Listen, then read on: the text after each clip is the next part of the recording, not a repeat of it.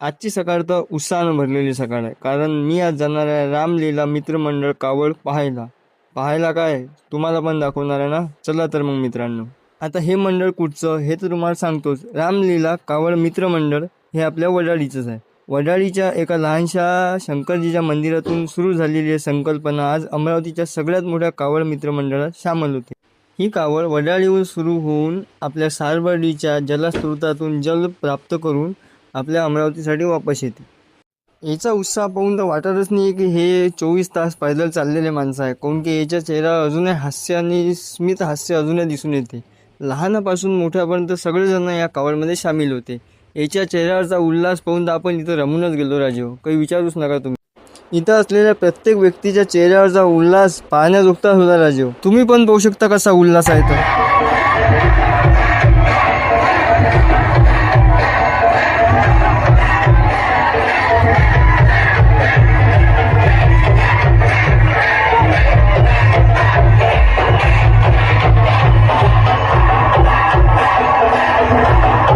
अमरीश पुरी काकानं म्हटलं होतं,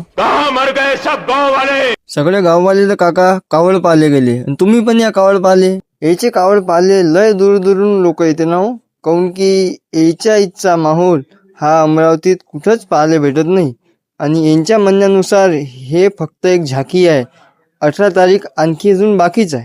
म्हणजे याच्यापेक्षाही जास्त गर्दी आणि याच्यापेक्षाही जास्त मजमा असलेला हा कार्यक्रम 18 तारखेला आणखी होणार आहे. म्हणजे तुम्ही जर मिस केला असाल तर नक्की पाहायला या.